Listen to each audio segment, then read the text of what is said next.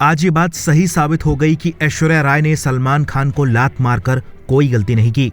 सलमान खान की ex girlfriend Sangeeta Bijlani ने national television पर भाईजान की धोती खोल दी है। हैरानी इस बात की है कि ये एपिसोड टीवी पर टेलीकास्ट कैसे हो गया।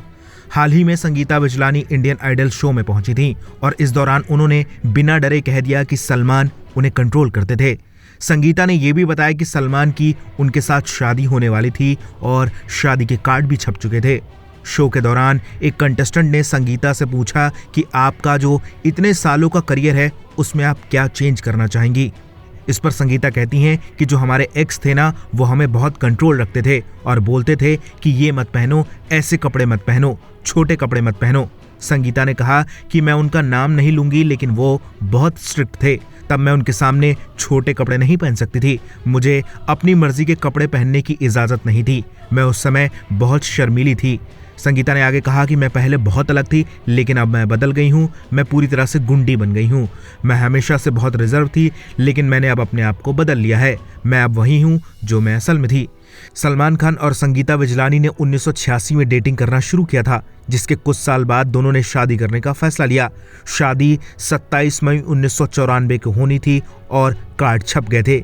लेकिन शादी से कुछ दिन पहले संगीता ने सलमान को सोमी अली के साथ रंगे हाथों पकड़ लिया और फिर ये शादी टूट गई।